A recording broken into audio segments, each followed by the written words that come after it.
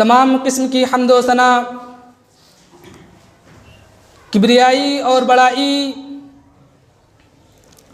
اس خالق کائنات مالک ارض و سما کے لیے جس نے ہمیں اور آپ کو پیدا فرمایا، اور درود و سلام ہو اس ذات مبارکہ مقدسہ پر جو سارے جہاں کے لیے ہدایت بنا کر بھیجے گئے، جن کا نام اسم گرامی جناب محمد عربی صلی اللہ علیہ وسلم ہے۔ معزز سامعین کرام، اسلام ایک مکمل دستور حیات ہے جو اپنے متبعین کے لیے، اپنے ماننے والوں کے لیے ہر طرح کی سہولیات زندگی فراہم کرتا ہے، اور اسلام ہی وہ مذہب ہے جو اللہ رب العالمین کے نزدیک سب سے زیادہ محبوب ہے۔ ارشاد باری تعالیٰ ہے ان الدین عند اللہ الاسلام، کہ اللہ رب العالمین کے نزدیک سب سے پسندیدہ دین اسلام ہی ہے۔ معزز سامعین کرام، جب دنیا میں اسلام آیا تو اس نے پچھلے تمام ادیان و مذاہب کو منسوخ قرار دیا، جس کا سبب یہ بتایا کہ ان ادیان اور ان کی آسمانی کتابوں میں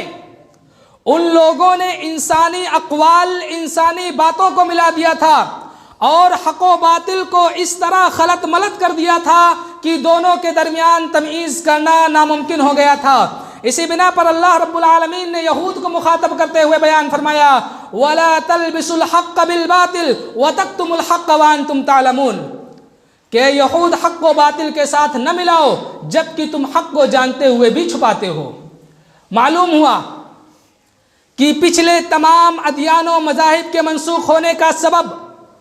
حق کا باطل کے ساتھ مل جانا ہے، جبکہ اسلام ایک سچا اور آخری دین ہے۔ اسی طرح قرآن ایک سچی اور آخری کتاب ہے،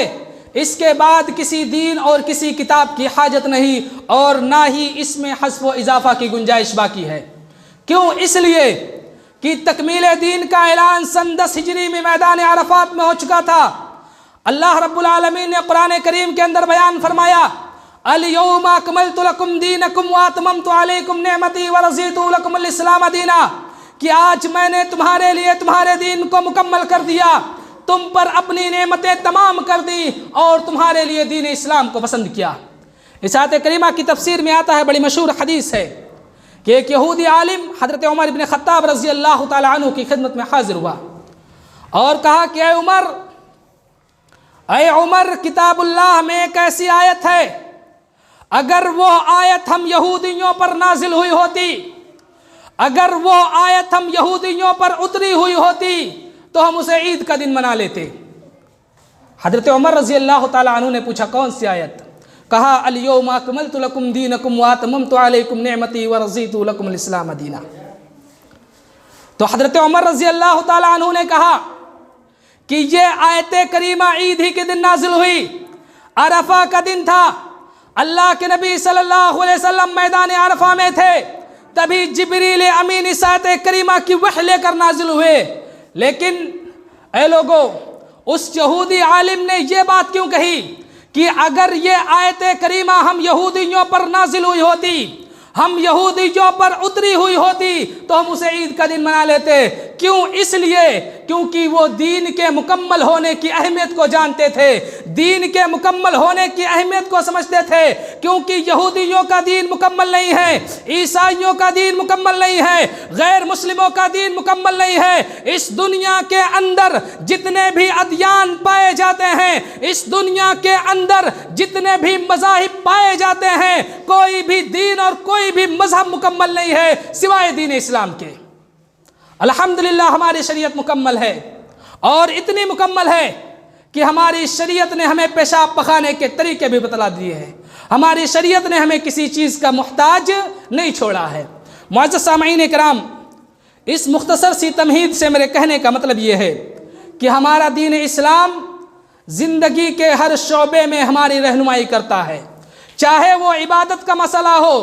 چاہے وہ اطاعت کا مسئلہ ہو، چاہے وہ معیشت کا مسئلہ ہو، چاہے وہ سیاست کا مسئلہ ہو، چاہے وہ نکاح کا مسئلہ ہو، چاہے وہ حجاب کا مسئلہ ہو، چاہے وہ عفت و پاک دامنی کا مسئلہ ہو، زندگی کے ہر شعبے میں ہمارا دین اسلام ہماری رہنمائی کرتا ہے۔ اس لیے ہم یہ کہتے ہیں کہ اسلام دین فطرت ہے، اسلام دین فطرت ہے جسے اللہ تعالیٰ نے فطرت کے عین مطابق بنایا ہے، اس میں نہ افراط ہے اور نہ تفریط۔ اور اسلام انسان کے اندر موجودہ حیوانی اور انسانی جذبات دونوں سے اس قدر بحث کرتا ہے کہ انسان انسان ہی رہے، حیوان نہ بننے پائے۔ اور معزز سامعین کرام، ہم تمام لوگ اس چیز کو بخوبی جانتے ہیں کہ اللہ رب العالمین نے ہر انسان کے اندر، ہر مرد اور عورت کے اندر جنسی خواہش پیدا فرمائی ہے، اور پھر